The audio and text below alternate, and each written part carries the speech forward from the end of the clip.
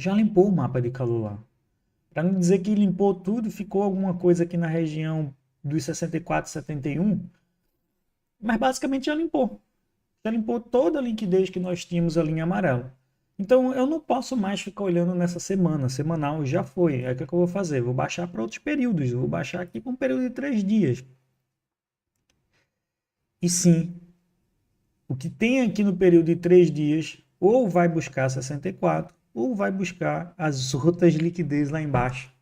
Na faixa aí de 61, 60. Olha só que fica rico, fica pobre, né? A gente fica alegre com o movimento de ontem. Nossa, alta infinita, martelos. Ah! Aí quando essa semana, agora, no dia de hoje, busca toda a liquidez. E no período ali de 3 dias, a gente só tem liquidez aqui abaixo. Isso fica pior se a gente coloca no período de 24 horas. Aí 24 horas ele dá algumas opções para cima também, ainda na região dos 64 e para baixo na região dos 62. E essa faixa aqui dos 64 até os 62 é interessante. Nota, 62 a gente está falando disso daqui. Se vier buscar liquidez no 62, nós estaríamos falando de ver o preço basicamente retestar esse topo aqui anterior, né? Essa região inteira que o preço agiu como uma certa resistência, vindo testar aqui. Então pode até ser um bom sinal de capturar essa liquidez nas últimas 24 horas, para aí, quem sabe, voltar, né, até um pouco mais, a gente ver o preço andando dentro desse retângulo aqui novamente. Vou até estender um retângulo para ter uma visãozinha assim. Ó. Então, ver o preço andando aqui. Isso seria extremamente bullish.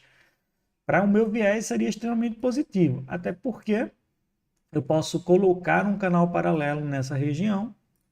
E aí, ó, pô, temos aqui o nosso combustível aí para uma alta mais consolidada, com uma região de suporte e resistência bem visitada. Então, eu acho interessante se isso aqui acontecer, se capturar sim, né, essa liquidez aqui nos 62. O que eu não posso ver é num período ali do tipo 3 dias, ele buscar a liquidez dos 60. Porque nessa região dos 60, aí já não fica tão interessante. Vai parecer para a gente, aí vamos para o segundo viés, vai parecer, voltando para 60, que isso daqui foi um trap, podendo agora retestar essa região para baixo, inclusive também lançando aí, de certa forma, né? Opa, acho que assim tá bom. Lançando de certa forma um novo canal, só que um canal de baixa, que já vem se pendurando também há um bom tempo esse canalzinho de baixa. Então não é interessante ver o BTC perder essa região nesse momento. Então, essa captura de liquidez, num período de 3 dias, ela está mais forte para o lado de 60 mil. No período de 24 horas, nós temos essa busca de liquidez se segurando nos 62 mil. Agora, para tentar ponderar essa liquidez junto com esse preço, eu trago também o TRDR, nossos gráficos, né, nossos dados, do que está acontecendo nas corretoras. E o que está acontecendo nas corretoras é que hoje tem mais umas ordezinhas agora. Nas corretoras começaram a colocar, lembra que ontem a gente estava falando dessas ordens estarem mais acima desse valor, não estava mais nessa região de baixo? Já hoje começaram a colocar ordens novamente na região ali, abaixo dos 60 mil. E aí é o que me preocupa.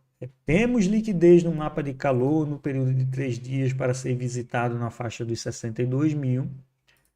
Colocando aqui novamente, até 60 mil. Temos essa liquidez, é verdade.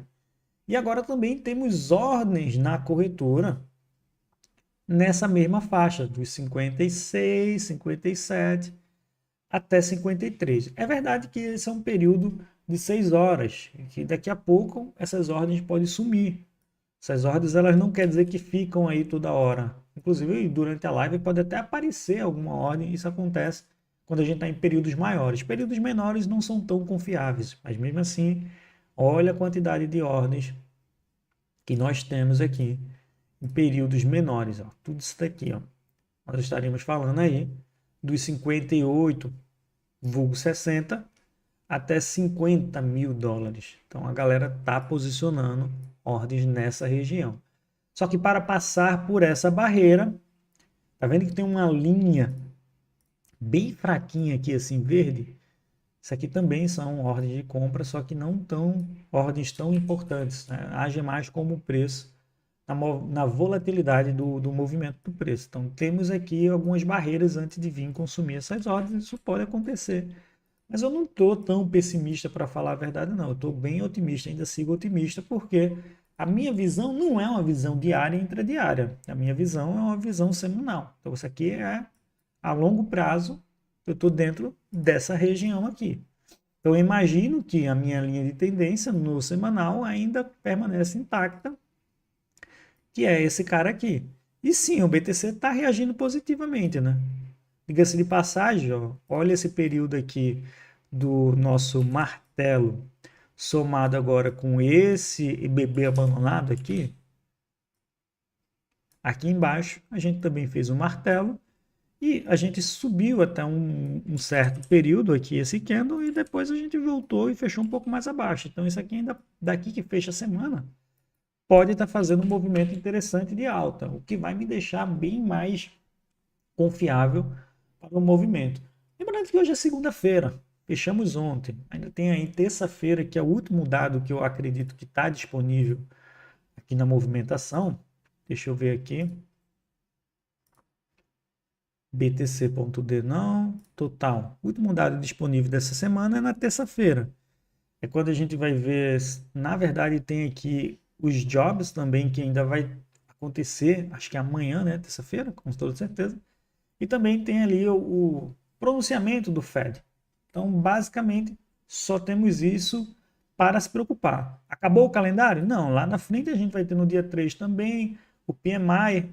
É importante, sim, mas o pior mesmo já passou, que é as taxas de juros. Ainda vamos ter anúncios ali do FONC, então também ainda tem alguma coisa. E lá na frente nós temos aí dia 5 os payroll. Depois disso, depois do dia 5, a semana pode correr tranquilamente tanto para cima quanto para baixo. Até o dia 5 seria o quê? Deixa eu ver aqui no calendário. Até o dia 5 seria sexta-feira. Então teríamos mais uma semana interessante do BTC, né? Essa semana que nós estamos pode ser uma semana de doji, uma semana de lateralização, caso o preço não evolua com os dados como for saindo aí durante a semana. Até sexta-feira temos ainda alguns dados. Terça-feira temos os dados mais importantes, mas ainda até sexta temos dados ali que pode ser refletindo o preço. Então até sexta pode ser que essa barra seja semelhante a essa daqui, ó. Olha só os movimentos, né? É muito bom revisitar. Deixa eu tirar meu cap de trade, que hoje não tá para trade. Aí hoje eu nem tô de manto sagrado, né? Hoje eu tô com o meu chalezinho. Pode ser que a gente veja exatamente isso, né? Um início de um belo de um doji semanal, como nós estamos presenciando, seguido de uma semana meia neutra até que acabe os dados totais que nós temos aí dos dados americanos. Aí, quem sabe, depois dessa semana, a gente veja uma barra de força como essa aqui, ó. E que semana maravilhosa, 14% de alta, né? Não poderia ser assim? 14% de alta é tudo que o BTC precisa para poder voltar no topo histórico dele de novo ali, né? Na região do topo histórico. Então, é provável, é possível que isso aconteça. Só que eu vou ficar muito, mas muito atento a semana inteira às regiões de liquidez que nós temos nesse momento, as regiões de liquidez, também somada com as ordens nas corretoras. No passado, nós tivemos algumas ordens de vendas aqui, não foram alcançadas. Essas ordens de vendas aqui já foram alcançadas, essas novas ordens foram reposicionadas e não temos nenhuma ordem de venda no momento aqui para cima, só ordens de compra sendo posicionadas aqui abaixo. E pode ser, né, vou até voltar para o período de 6 horas para que a gente veja. E pode ser que não aconteça também. E possamos ver, né, mais ordens sendo posicionadas acima. Cada vez que o preço do BTC vai subindo, vão posicionando mais ordens acima. Ó, aqui tinham bastante ordem, aí aqui começou a ficar mais fraco, depois começaram a subir, depois subiram ainda mais, e aí sim a gente pode ver algum movimento mais ou menos assim. E aí, vocês aclarem na área fazer esse corte depois, né? Vamos resumir logo o nosso assunto do BTC. No período diário, eu posso até esperar aquelas correções que nós vimos aqui na faixa de 62 mil acontecendo, que ficaria interessante ainda, não seria uma região extremamente ruim para a gente, seria uma região interessante para compra, dado ao reteste de novo aqui numa região de muita, mas muita dificuldade do preço romper. Então rompemos agora, um reteste seria justo para, quem sabe, uma entrega maior do preço nos próximos dias. Eu vou ficar monitorando bem de perto tudo o que acontece. Agora também não vou descartar a possibilidade de deixar aqui uma lateralização nesse nível. Eu vou deixar esse movimento aqui. Caso aconteça, vou ficar monitorando esse caixote aqui, esse retângulo, né? Para ver se nós vamos passar aquela região de buy zone, a região que a gente falou no fechamento semanal, né? Região aqui de buy zone. Vou ficar de olho se nós não vamos perder essa região de buy zone. Acredito que não. Porém, tem que estar preparado para os dois cenários, né? O mercado não está nem aí para o que eu acredito. Basicamente, eu tenho que estar preparado para os possíveis cenários, né? Seja um cenário de alta ou um cenário de baixa. Agora deixa eu dar aqui uma boa noite a vocês, que eu fui mal EDC, como de criptomoedas. Eu tenho uma noção que as coisas ainda vai melhorar muito. Por exemplo, o BTC não é dentro da minha cabeça, né? Lembra que eu já falei para vocês de pegar a extensão de Fibo, utilizar um movimento de extensão de Fibo para traçar os alvos, e aí fica na faixa ali, podendo chegar aqui até 2,5 vezes o risco retorno, na faixa de 150 mil dólares, não é nada da minha cabeça, né? A gente falou da possibilidade de termos ali 1,5 vezes o risco retorno até 2,5 vezes o risco retorno. Então, dentro dessas faixas aqui, é onde o BTC pode seguir. E aí, se isso acontecer, pode levar diversas moedas. E não estou falando disso sozinho. Olha só quem está falando aqui também. Isso é um mapa que a gente chama de mapa de arco-íris. Não é mapa, é gráfico de arco-íris. A gente chama disso aqui de gráfico de arco-íris. Quando a gente tem aqui um rompimento, né, do Having, uma movimentação do Having, aproximadamente ali, ó, 547 dias depois, nós alcançamos a nossa máxima histórica no BTC. E dados os dados passados, isso sempre se repete. Ó. No segundo Having, a mesma coisa. Aproximadamente 547 dias, nós temos o all-time high. Chegamos na máxima histórica do BTC. Da mesma forma, aconteceu no ciclo retrasado, o ciclo passado. E por que não aconteceria agora? Então, para que a gente chegue nessa máxima histórica, temos que chegar ali na faixa entre laranja e vermelho desse mapa, ou desse gráfico arco-íris. E essa mínima, o mínimo que poderia chegar é na faixa dos 150 mil dólares. Então, para mim, que pegou desde os 18, seria fazer aproximadamente umas 8,5 vezes, 9 vezes o meu capital. O que já acho muito interessante para um ciclo de BTC, principalmente depois desse market cap que nós estamos aí, né? Estamos com um market cap bem, caso a gente chegue nesse valor, estaria com um market cap bem lá em cima. Então, existe essa possibilidade de ir até mais, mas o mínimo é 150, que corrobora com a minha visão, que a gente tem aqui 2,5 vezes, no máximo ali 150. Então, pode ir até lá, muito tranquilo. Inclusive, foi uma pergunta que fizeram no Instagram hoje, eu abri uma caixinha de perguntas, se você não me segue no Instagram, considere me seguir para poder fazer parte e fazer algumas perguntas. Se o BTC faria ainda 10 vezes, e minha resposta foi, depende do ponto que você entrou.